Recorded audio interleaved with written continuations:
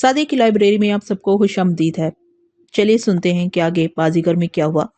जो लोग भी मेरी इस कहानी को सुन रहे हैं, मेरे इस चैनल पर आए हैं, उन सबका बहुत बहुत शुक्रिया।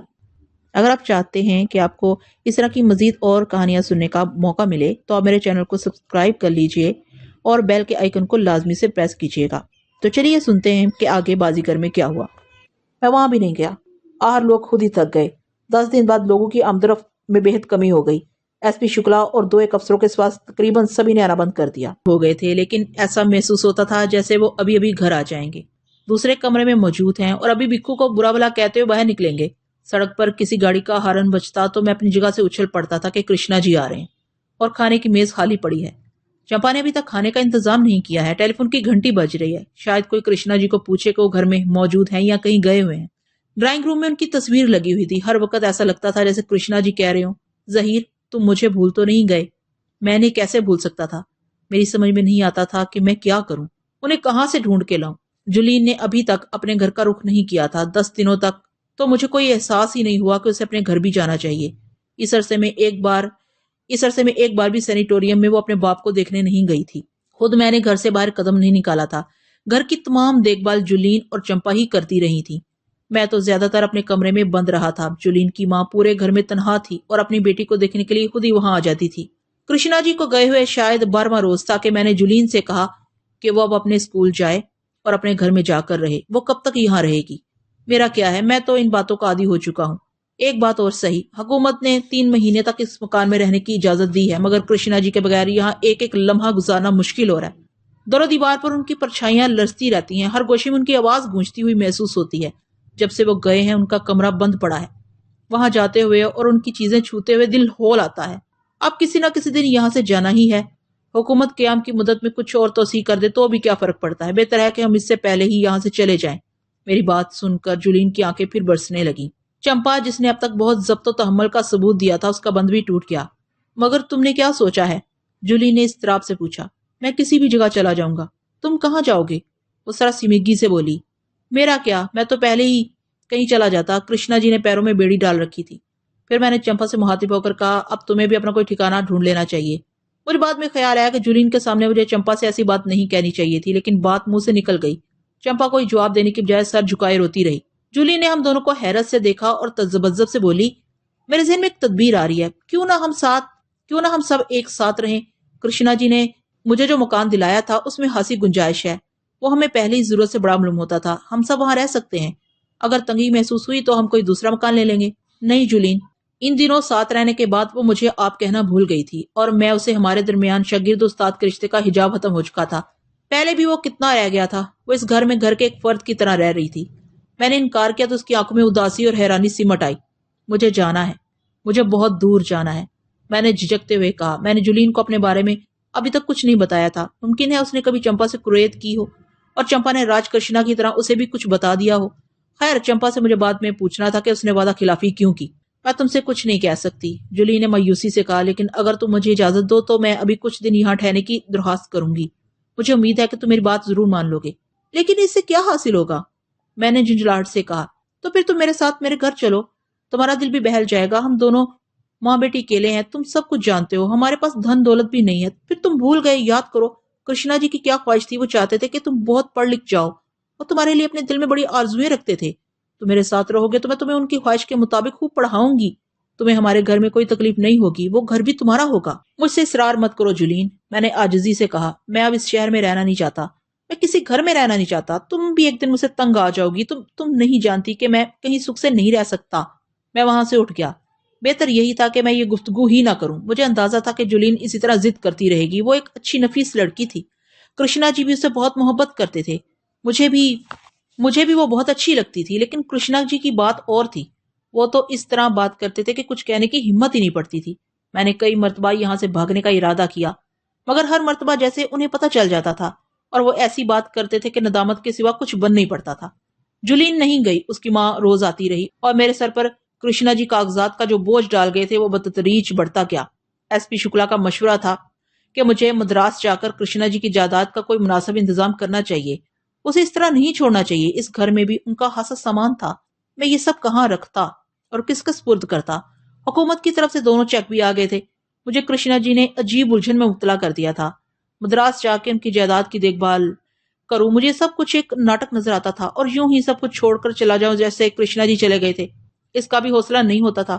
ان کے خفا ہونے کا اندیشہ رہتا تھا، انہیں معلوم تھا کہ مجھے ان چیزوں سے کوئی واسطہ نہیں ہو سکتا، وہ سب جان گئے تھے، پھر بھی انہوں نے احتیاط نہیں کی۔ وہ چپکے ابا جان اور گھر والوں کا پتہ چلا رہے تھے، اتنی رازداری سے کہ مجھے ہوا بھی نہیں لگنے دی۔ نہ جانے انہیں کب میرے بارے میں اتنی باتیں معلوم ہوئی تھیں۔ ان کے طرز عمل میں ایک بال کا بھی فرق نہیں آیا تھا۔ وہ جانتے تھے کہ میں یہ سب کچھ نہیں کر سکوں گا۔ میں تو ان کے سامنے بھی کوئی کام نہیں کرتا تھا، دن بھر گھر بیٹھا رہتا یا بازاروں میں مٹر گشت کرتا رہتا تھا۔ شاید انہوں نے مجھے کھونٹے سے باندھنے کے لیے یہ ذمہ داری سونپ دی ہو۔ انہوں نے برا کیا، کاش یہ وصیت میرے سامنے کرتے تو میں ان کے پیر پکڑ کر معذرت کر لیتا، مگر انہوں نے موقع نہیں دیا۔ چمپا نے انہیں بتایا ہی ہوگا کہ مجھ سے ابا جان اور گھر والے بچھڑ گئے، ممکن ہے اس نے فہمیدہ والی بات بھی بتا دی ہو اور انہیں میرے حال پر ترس آ گیا۔ انہیں کیا معلوم تھا کہ گھر والوں کو تو میں نے خود چھوڑا تھا۔ 7 سال جیل میں رہنے کے بعد میں نے پلٹ کر گھر کی خبر نہیں لی تھی۔ میں جیل سے چھوٹ کے سیدھا اس کی تلاش میں نکلا تھا، نہ جانے کس تہانے میں پوش ہو گئی تھی۔ کرشنا جی ایک صرف گھر والوں کی گمشدگی سے واقف تھے۔ میں نے اپنے آپ کو ملامت کی کہ میں نے ان کے متعلق بدگمانی کیوں کی، ان کا جذبات ترس پر محمول کیا۔ ترس کیسا؟ چمپا کے آنے سے پہلے جب وہ میرے بارے میں کچھ نہیں جانتے تھے تب بھی وہ مجھ سے اتنی ہی محبت کرتے تھے۔ چمپا تو بہت بعد میں آئی تھی اور آنے کے بعد اس نے فوراً تمام باتیں نہیں بتا دی ہوں گی۔ میں نے تو ان کے ساتھ بڑی زیادتی کی تھی، وہ بات کرنا چاہتے تھے تو میں ان سے چھپا رہتا تھا، اب وہ مجھ سے چھپ گئے۔ میرے دماغ میں کوئی مقبول بات نہیں آ رہی تھی۔ اگر میں مدراس جا کے ان کی جائیداد بیچ کے نقدی وصول کر لیتا تو میں اس کا کیا کروں گا؟ میں گھر بناؤں گا، سامان اکٹھا کروں گا اور پھر لوگ میرے گھر آیا کریں گے، وہاں کھانے پکا کریں گے۔ اگر یہی کرنا تھا تو پھر زری اور وٹھل کے پاس رہنے میں کیا حرج تھا؟ زری نے بھی اپنی تمام جائیداد میرے نام کر دی تھی، نیا گھر بساؤں گا۔ مجھے اپنے آپ پر ہنسی آنے لگی۔ کورا کو بھلا دوں گا اور اپنے آپ کو گھر کی 4 دیواری میں مقید کر لوں گا، کیونکہ روپیہ پیسہ اکٹھا کرنا بڑا مشکل ہوتا ہے۔ اتفاق سے ہاتھ لگ گیا تو مجھے کورا کی قیمت سمجھ کر اسے قبول کر لینا چاہیے۔ میں کوئی فیصلہ نہ کر سکا تو چمپا اور جولین نے بھی کچھ نہیں کیا، جبکہ میں نے صاف طور پر ان سے کہہ دیا تھا کہ چمپا اپنا کوئی اور ٹھکانہ ڈھونڈ لے اور جولین اپنے گھر چلی جائے۔ وہ دونوں سائے کی طرح میرے پیچھے لگی رہتی تھی۔ میں سامنے نہیں ہوتا تھا تو مجھے ان کی نگاہیں تعقب کرتی ہوئی محسوس ہوتی تھی۔ کبھی جولین میرے سامنے کھانا لا کر رکھ دیتی، کبھی چمپا۔ وہ دونوں عموماً چپ ہی رہتی۔ جب سے میں نے جولین سے انکار کیا تھا وہ ہر وقت نڈھال سی رہتی تھی۔ وہ اپنے کپڑوں کی طرف سے بھی بے فکر ہو گئی تھی۔ میں جانتا تھا وہ میرے انکار سے ناخوش ہے، مگر کیا میں اسے اقرار کر لیتا؟ ان دونوں کی نگاہوں سے بچنے کے لیے میں نے گھر سے باہر رہنا شروع کر دیا تھا۔ میں روز صبح ہوتے ہی گھر سے نکل جاتا اور رات کو گھوم پھر کے واپس آتا تو وہ دونوں ڈبڈبائی آنکھوں اور لرزتے ہونٹوں کے ساتھ مجھے دروازے کے قریب لان میں ٹہلتی ہوئی ملتی۔ میں کہہ دیتا کہ بھوک نہیں ہے تو پھر وہ بھی کچھ نہیں کھاتی۔ پھر میں نے ان کی وجہ سے یہ کہنا ہی بند کر دیا۔ کھانے کی میز پر بھی خاموشی طاری رہتی تھی۔ بکھو کی تیزی تراری بھی کرشنا جی اپنے ساتھ لے گئے تھے۔ پولیس نے بہت سے لوگوں کو پکڑا اور چھوڑا۔ راج کرشنا کے مجرم محفوظ رہے، اخبارات بھی چپ ہو گئے تھے اور وہ لوگ بھی جنہوں نے ان کے قاتلوں کو عبرتناک سزائیں دلوانے کے لیے جلسے و مظاہرے کیے تھے، لیکن میرے ذہن میں ابھی تک پولیس آفیسر جسونت کی باتیں محفوظ تھیں۔ شمبھو گروپ، جب کبھی کوئی کرشنا جی کا ذکر کرتا یا میں ان کی تصویر دیکھتا شمبھو گروپ کا نام میرے ذہن میں چبھنے لگتا۔ میں نے ایک دن اشارتاً ایس پی شکلا کے سامنے یہ نام لیا تو وہ چونک پڑا اور اس نے بتایا کہ شمبھو تو اس بمبئی کا ایک بہت بڑا آدمی ہے، اس کے کئی کارخانے ہیں اور بھی کئی قسم کے کاروبار ہیں، اس کی جائیداد کا کوئی شمار ہی نہیں۔ وہ مجھ سے پوچھنے لگا کہ میں شمبھو سیٹھ کے بارے میں اتنا متجسس کیوں ہوں۔ میں نے اسے جسونت کی زبانی سنی ہوئی باتیں نہیں بتائیں اور کہا کہ یوں ہی میں نے اس کا ذکر بہت سنا ہے۔ ایس پی شکلا میرے جواب سے مطمئن نہیں ہوا۔ اس نے چلتے چلتے شمبھو سیٹھ، اس کی عمارت اور اثر و رسوخ کا تذکرہ قدر تفصیل سے کیا۔ میں سنتا رہا۔ ایس پی شکلا کے جانے کے بعد میں نے بہت غور کیا، مگر کوئی مناسب صورت ذہن میں نہیں آئی۔ شمبھو گروپ کے لوگ مجھ سے ضرور واقف ہوں گے کہ میں کرشنا جی کے ساتھ رہتا تھا۔ مستانہ کا بھی ان سے تعلق ہو سکتا ہے۔ کرشنا جی پر وار کرنے سے پہلے انہوں نے ان کے متعلق ہر بات جان لی ہوگی، وہ کہاں رہتے ہیں، ان کی مصروفیات کیا ہیں اور ان کے ساتھ کون کون رہتا ہے۔ یہ بات بھی ان سے چھپی نہ رہی ہوگی کہ کرشنا جی مجھے کو کلب سے لے گئے تھے۔ کلب میں ان پر ہونے والا حملہ ناکام بنانے والا بھی میں تھا۔ کاش وہ کرشنا جی کے بجائے مجھے نشانہ بنا دیتے، کیونکہ میری اس دنیا میں کوئی ضرورت نہیں تھی اور میری موت کے بعد ممکن تھا کہ کرشنا جی سنبھل کر قدم اٹھاتے یا میرے کہنے کے مطابق یہ شہر ہی چھوڑ دیتے۔ کرشنا جی کی ابھی دنیا کو بہت ضرورت تھی، ان کی پوری زندگی ہی لوگوں کی خدمت کرتے ہوئے گزری تھی۔ زندہ رہتے تو لوگوں کے کام ہی آتے۔ کرشنا جی میرے ذمہ صرف جائیداد ہی نہیں چھوڑ گئے تھے، ایک اور بار بھی ڈال گئے تھے۔ میں سوچتا تھا کہ اگر ان کے قاتلوں کو درگزر کر کے بمبئی سے چلا گیا تو مجھے کہیں چین نہیں ملے گا اور کرشنا جی کی روح ہمیشہ مجھ سے شاکی رہے گی۔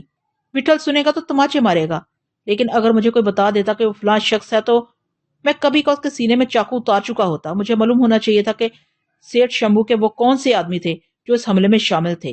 مستانہ کے بھی کئی آدمی آزاد ہو گئے تھے، وہ بھی میری طرف سے اپنے دل میں خار لیے پھر رہے تھے۔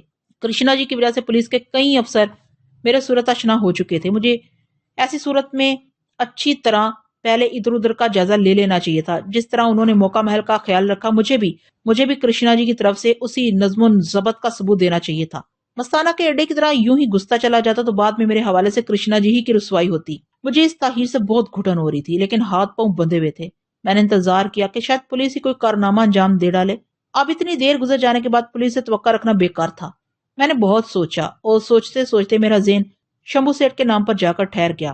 اسی شخص کی ماں پر سب کچھ ہوا ہوگا. اس کی اجازت کے بغیر اس کے آدمی کرشنا جی جیسے بڑے پولیس افسر کو ختم کرنے کی جرت نہیں کر سکتے تھے. مجھے کسی طرح اس کو تلاش کرنا چاہیے تھا. لیکن شمبھو سیٹھ تک رسائی آسان بات نہیں ہوگی. اس تک پہنچنے میں قدم قدم پر رکاوٹیں پیش آ سکتی ہیں اور درمیان میں بات خراب ہو سکتی ہے. بہتر یہی نظر آتا تھا کہ مناسب وقت کا انتظار کیا جائے جب تک لوگ کرشنا جی کا قصہ بھول جائیں اور میری صورت لوگوں کی نظروں سے معدوم ہو جائے. دیر ہو رہی تھی. کرشنا جی کی موت کو 1 مہینے سے زیادہ گزر چکا تھا اور میں کچھ بھی نہیں کر سکا تھا. تمام کاغذات جوں کے توں پڑے ہوئے تھے. جولی نے اسکول جانا شروع کر دیا تھا مگر وہ رہتی ہمارے ساتھ ہی تھی. وہ کچھ دبلی اور زرد ہو گئی تھی. ایک دن اس نے بہت دنوں بعد اپنا خوبصورت لباس پہنا اور مجھے اصرار کر کے اپنے ہمراہ سینیٹوریم لے گئی. اس کے باپ کی حالت پھر خراب ہو چلی تھی. واپسی کے راستے میں جب ہم ایک دوسرے کے ساتھ بس میں برابر بیٹھے ہوئے تھے اس نے خواہش ظاہر کی کہ کسی ریستوراں میں چل کر چائے پینی چاہیے. ہم درمیان میں اتر گئے اور ایک بہت اونچے قسم کے ریستوراں کے گوشے میں بیٹھ گئے. ریستوراں کا ماحول پرسکون تھا. کرشنا جی مجھے ایک بار پہلے بھی اس ریستوراں میں لے گئے تھے. میں گمسم بیٹھا تھا. جولین نے میرا ہاتھ دبا کر سرگوشی کی. ہمیں بھی کچھ لینا چاہیے. ہاں میں نے گھبرا کر کہا. مگر تم ہی باتیں کرتی رہو میں سنتا رہوں گا. ظہیر وہ کھوئے ہوئے لہجے میں بولی. تم سے باتیں کرنے کو بہت جی چاہتا ہے. بے شک تمہیں کرشنا جی کی موت کا بہت صدمہ ہوگا مگر اس سے کچھ کم مجھے بھی ہوگا. میں نے ان کی موت قبول کر لی ہے کیونکہ موت ایک اٹل حقیقت ہے. اسے قبول ہی کرنا پڑتا ہے. تمہیں بھی ایسا کرنا چاہیے. میں تم سے پوچھتی ہوں کہ تم زندگی سے کب تک اتنے بیگانہ رہو گے؟ اگر تم مجھے اپنا ایک ہمدرد سمجھتے ہو اور سمجھتے ہو کہ میں تمہارے متعلق اچھی باتیں سوچ سکتی ہوں تو مجھے کچھ بتاؤ. آخر تم اتنے روٹھے ہوئے کیوں ہو؟ میں فوراً کوئی جواب نہیں دے سکا. چند لمحوں کے توقف کے بعد میں نے دھیمے لہجے میں کہا. یہ سوال مجھ سے بہت لوگ کرتے ہیں اور مجھ سے اس کا کوئی جواب نہیں دیا جاتا. ایک کرشنا جی جدا نہیں ہوئے جولین. میری آواز جھجھرا گئی. مت پوچھو. مجھے کچھ معلوم ہوا ہے اور اتنا تو میں خود اندازہ لگا سکتی ہوں کہ کوئی ایسی بات ضرور ہے جس نے تم جیسے آدمی کو گھن لگا دیا ہے. خیر اسے کرشنا جی کی موت کا سبب کہا جا سکتا ہے مگر میں نے دیکھا ہے کہ تم ان کی موجودگی میں بھی کس طرح رہتے تھے. تم سے پوچھنے کی ہمت نہیں پڑی اور کرشنا جی نے بھی تاکید کر دی تھی کہ مجھے یقین ہے کہ مجھے بتانے سے کچھ نہیں ہوگا ورنہ تم بتا دیتے ہو. ظاہر ہے میری حیثیت ہی کیا ہے. میں تمہاری کسی کام نہیں آ سکتی لیکن میں تمہارا دکھ ضرور بانٹ سکتی ہوں. مجھ پر اتنے اعتماد کا اظہار کرو. اعتماد کی بات نہیں ہے جولین. میں نے بیزاری سے کہا. مجھے تم پر پورا اعتماد ہے لیکن میں تمہیں کیا بتاؤں. شاید تم سے چمپا نے کچھ کہا ہو. چمپا دیدی نے صرف اتنی بات بتائی ہے کہ تم سے تمہارے کچھ عزیز بچھڑ گئے ہیں. مگر اتنی بات تو تم سے قریب رہنے والا کوئی شخص بھی جان سکتا ہے. تم نے خود بھی کئی بار اس قسم کی باتیں کی ہیں کہ تمہارا کوئی گھر نہیں ہے. تمہارے پاس وقت کی کمی نہیں ہے. تم پڑھنا نہیں چاہتے. دوسرے نوجوانوں کی طرح تمہاری کوئی دلچسپی بھی نہیں ہے. بمبئی جیسے شہر میں رہتے ہوئے تم گھر میں گھسے رہتے ہو. تم اپنی اس عمر میں کسی سے بات کرنا نہیں چاہتے. کرشنا جی کے اور تمہارے ناموں کا فرق اتنا واضح ہے کوئی بھی تمہارے بارے میں آسانی سے چند رائے قائم کر سکتا ہے. تمہیں اس حالت میں دیکھ کر جی بہت کڑتا ہے. بہت رونا آتا ہے. اس نے اپنی آنکھ پر رومال رکھ لیا اور خاموش ہو گئی. میرے متعلق اتنا مت سوچو جولین. تمہاری پریشانیاں کچھ کم نہیں ہیں. تمہارا باپ بیمار ہے. تمہاری ماں اکیلی ہے. اب تمہیں ان کے پاس چلے جانا چاہیے. تمہیں اس طرح چھوڑ کر جانے کو جی نہیں چاہتا. مجھے کچھ نہیں ہوا ہے اور نہ مجھے کچھ ہوگا. میری فکر مت کرو. مجھے آسانی سے موت نہیں آئے گی. یہ تو میری زندگی کا معمول ہے. میں اسی طرح لوگوں کو ستاتا رہوں گا. میں بالکل ٹھیک ہوں. تم ٹھیک نہیں ہو. اس نے اتنی زور سے کہا کہ قریب بیٹھے ہوئے لوگ بھی ہماری طرف متوجہ ہو گئے. اسے احساس ہوا تو وہ سٹپٹا سی گئی اور سر جھکا کے ندامت سے بولی. مجھے افسوس ہے لیکن ظہیر تمہیں اپنے متعلق سوچنا چاہیے. میری بات سمجھنے کی کوشش کرو. مان جاؤ ظہیر. میرے ساتھ گھر چلو. میں تمہاری کسی معاملے میں حرج نہیں ہوں گی. مجھے تم سے کچھ درکار نہیں ہے. میری صرف اتنی آرزو ہے کہ تمہارے کچھ دکھ کم ہو جائیں. شاید تم تسلیم کرتے ہو کہ میں ایک بری لڑکی نہیں ہوں. میرے ساتھ رہ کر تمہیں کچھ برا محسوس نہیں ہوگا. میرا سر جھنجھنانے لگا اور میں نے اپنی آنکھیں زور سے بند کر لیں. میں نے اسے کچھ نہیں کہا. بیرے نے میز پر چائے لا کر رکھ دی تھی. جولین چائے بنانے لگی. پھر جب اس نے چائے کی پیالی آگے کر کے مجھے ہولے سے آواز دی تو میں نے سر اٹھایا. اس کا تمتماتا ہوا چہرہ میرے سامنے تھا. اس کی بڑی بڑی اور گہری آنکھیں مجھ پر ٹکی ہوئی تھی. اس کی ان آنکھوں سے میرا جسم لرزنے لگتا تھا. وہ کورا کی آنکھوں سے کسی قدر متشابہ ضرور تھی. پہلے البتہ ایسی نہیں لگتی تھی. میں نے بکھلا کر ادھر ادھر دیکھا. ریستوراں میں بیٹھے ہوئے بیشتر لوگوں کی نظریں جولین پر مرکوز تھیں. اس کو مجھے شدت سے احساس ہوا کہ میرے ساتھ ایک ایسی لڑکی بیٹھی ہے جو حسن و جمال میں ہزاروں میں ایک ہے. اور آج اس نے جو لباس پہنا ہے حالانکہ سادہ ہے مگر وہ اس میں اور بھی اچھی لگنے لگی ہے. میں نے جلدی جلدی چائے حلق میں انڈیلی اور اسے کہا اب چلو۔ وہ کچھ دیر متذبذب رہی مگر دوسرے ہی لمحے اس نے ایک گہری سانس لے کر بیرے کو بل لانے کا اشارہ کر دیا۔ بل ادا کرتے ہی ہم اٹھ گئے۔ میں نے غیر ارادی طور پر پلٹ کر دیکھا، سب ہماری طرف متوجہ تھے۔ ریستوراں سے باہر نکل کر ہم کچھ دور تک پیدل چلتے رہے۔ سڑکوں پر اچھی خاصی بھیڑ تھی۔ اس نے ایک دکان کے قریب رک کر اچانک مجھ سے پوچھا، تمہیں کسی چیز کی ضرورت تو نہیں ہے؟ نہیں، میں نے حیرانی سے کہا، مجھے کسی چیز کی ضرورت نہیں ہے۔ کسی بھی چیز کی؟ آدمی کے سینکڑوں ضروریات ہوتی ہیں۔ ہاں ہوتی تو ہیں مگر مجھے کوئی چیز یاد نہیں آ رہی ہے، میں نے جھجک کے کہا۔ تمہیں تو کسی چیز کی ضرورت نہیں ہے؟ مجھے معاف کرنا، میں نے تو تم سے پوچھا ہی نہیں۔ وہ مسکرانے لگی۔ چلو تمہیں کچھ تو خیال آیا، یہ بتاؤ تم کیا خریدنا چاہتی ہو؟ میں نے تیز سے کہا، ابھی کچھ نہیں۔ وہ سوچتے ہوئے بولی، پھر کبھی آئیں گے۔ ٹھیک ہے، میں نے اسے ضد نہیں کی۔ ہم دونوں بس میں سوار ہونے کی بجائے پیدل ہی راستہ طے کرتے رہے۔ بازاروں میں گھومتے ہوئے میری نظریں ہمیشہ بھٹکتی رہتی تھی۔ میں آنے جانے والوں کے چہرے دیکھتا رہتا تھا، شاید کسی دن تقدیر پھر جائے اور وہ کہیں مل جائے۔ سنا تھا آدمی کی قسمت بدلتے دیر نہیں لگتی۔ ہماری رفتار تیز نہیں تھی۔ ایک جگہ کچھ آگے فٹ پاتھ پر زیادہ بھیڑ تھی۔ ہم آگے بڑھے تو ہمیں چیخو پکار سنائی دی، غالباً کوئی جھگڑا وغیرہ ہو گیا تھا۔ ہم نے راستہ بدلنے کا ارادہ کیا مگر فقطاً سامنے سے آدمیوں کا ایک ریلا ہماری جانب بھاگتا ہوا آیا اور میں نے جولین کا ہاتھ پکڑ لیا اور اسے تیز سے کھینچ کر اپنے پیچھے کر لیا۔ وہ سہم کے میری کمر سے چپک گئی، پھر بھاگتے ہوئے لوگ ہمارے پاس سے گزر گئے تو جولین نے مجھے ٹہوکا مارا۔ میں نے مڑ کر دیکھا، ایک نوجوان کچھ دور جا کر رک گیا تھا اور ہمیں حیرت بھری نظروں سے گھور رہا تھا۔ مجھے اسے پہچاننے میں دیر نہیں لگی۔ یہ وہی نوجوان تھا جس نے جولین کی گلی میں میرا داخلہ بند کرنے کی کوشش کی تھی۔ مجھے اس کا نام یاد نہیں تھا۔ اس کے ساتھی اسے ماسٹر کہہ کر پکارتے تھے۔ میں نے اس کی نیت بھانپنے کا تحمل کیا۔ اس کے ارادے برے معلوم نہیں ہوتے تھے۔ میں نے اسے نظر انداز کر کے آگے بڑھنا چاہا۔ ادھر مجمع بھی چھٹ گیا تھا، پولیس آ گئی تھی۔ ہمارے چلنے سے پہلے ماسٹر نے جھجکتے ہوئے مجھے سلام کیا۔ میں نے منہ پھیر لیا، لیکن ماسٹر تیزی سے میرے پاس آ گیا اور میرے آگے گردن جھکا کر خاموش کھڑا ہو گیا۔ کیا مرضی ہے ماسٹر؟ میں نے تلخی سے کہا۔ ماسٹر اپن نہیں ہے ماسٹر، تم ہے۔ اپن تو ڈنکی ہے۔ اس نے میری پنڈلیاں پکڑ لی اور عاجزی سے بولا، اپن کو ایکسکیوز کرو ماسٹر، سالہ اس دن اپن کا مغز پھر گیا تھا۔ میرا تم سے کوئی جھگڑا نہیں ہے، میں نے نرمی سے کہا۔ اپن کو معلوم ہے یو آر گریٹ مین۔ اپن اس سالہ فنٹاسٹک سٹی میں بہت سے فنڈوشوں کو بوم مارتے دیکھا پر اپن نے تمہارا جیسا ہاتھ نہیں دیکھا۔ اب بھی اپن کی کمر میں کبھی کبھی پین اٹھتا ہے۔ پھر وہ جولین سے مخاطب ہو کر تیز سے بولا، اپن کوئین سے بھی ایکسکیوز کرتا ہے۔ کوئین اپن کا سسٹر ہے۔ اپن کو معلوم ہوا تھا کوئین ادھر سے چلا گیا ہے۔ ماں قسم پھر ادھر نہیں گیا۔ ٹھیک ہے، ہمیں تم سے کوئی شکایت نہیں ہے۔ ہم نے اس دن حساب صاف کر دیا تھا۔ حساب صاف کرنے کے بعد ہم کچھ یاد نہیں رکھتے، میں نے سرسری انداز سے کہا، آگے سنبھل کر رہنا۔ اس نے سر ہلا کر اقرار کیا، اپن پرومس کرتا ماسٹر، اس دن کے بعد سے اپن نے تم کو بہت کھوج کیا، آج اتنے دن بعد تم دکھائی دیا ہے۔ اپن کا لک ہے کہ کوئین بھی تمہارے ساتھ ہے۔ وہ جونی سالہ ایک دم ڈفر ہے۔ اپن پہلے ہی ڈکلیئر کر دیا تھا کہ کوئین کو کوئی کنگ ہی لے جا سکتا ہے۔ کوئین از سپر، بہت سا چھوکری لوگ ادھر رہتا ہے پر کوئین جیسا چھوکری بائی چانس پیدا ہوتا ہے۔ کوئین سب سے ڈیفرنٹ تھا اور سب سے ڈیفرنٹ آدمی کے پاس گیا۔ زیادہ بات مت کرو، میں نے غصے سے کہا۔ I am sorry master. وہ آنکھیں پٹپٹانے لگا۔ ابھی تم کو اپنی زبان ٹھیک کرنی چاہیے۔ ویری ٹرو ماسٹر، یہ سالہ زبان بہت چلتا ماسٹر، لو اسے اپنے ہاتھ سے کاٹ دو۔ نہ سالہ یہ ہوگا نہ چلے گا، اپن کا تو ہاتھ سے زیادہ زبان چلتا ہے۔ ٹھکانے پر بیٹھنا ہے تو پہلے ہاتھ چلانا سیکھو، پھر زبان چلتی ہوئی بھی اچھی لگتی ہے، ورنہ پھیری لگاؤ، میں نے تلخی سے کہا۔ ماسٹر، اس لیے تو ساری سٹی میں تمہارا کھوج لگاتا پھرتا تھا، آج تو مل گیا تو اپن تم سے ایک ریکویسٹ کرے گا، ماسٹر انکار مت کرو۔ کیا بات ہے؟ بات کچھ نہیں ہے ماسٹر، وہ لجاجت سے بولا، پر اپن کا لائف بن جائے گا، اپن کو اپنی سروس میں لے لو ماسٹر، اپن بالکل چینج ہو جائے گا، جیسا تم بولے گا ویسا کرے گا، اپن ڈے نائٹ تمہارا چمپی کرے گا، ہاتھ چلانا سکھا دو ماسٹر۔ اس نے میرے ہاتھ پکڑ لیے، آدمی بنا دو ماسٹر۔ جولی نے میرا بازو نوچ کے چلنے کے لیے کہا، لیکن ماسٹر بری طرح مچل رہا تھا۔ تم پھر پہچاننے میں غلطی کر رہے ہو ماسٹر، میرا کوئی اڈا نہیں ہے، نہ میں استادی شاگردی کا کام کرتا ہوں، لیکن میں تمہیں رائے دوں گا کہ تم کوئی اور دھندا کرو تو بہتر ہے، ان کاموں میں کچھ نہیں رکھا، یہ تمہارے بھس کا روگ بھی نہیں ہے۔